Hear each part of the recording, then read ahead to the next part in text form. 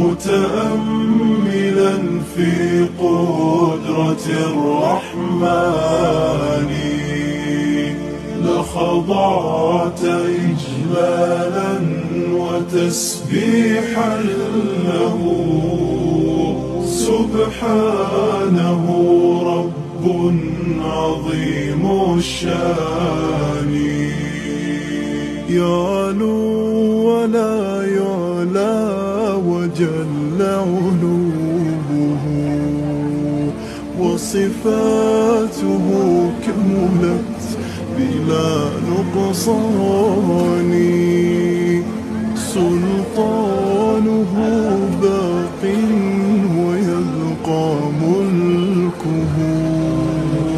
هذا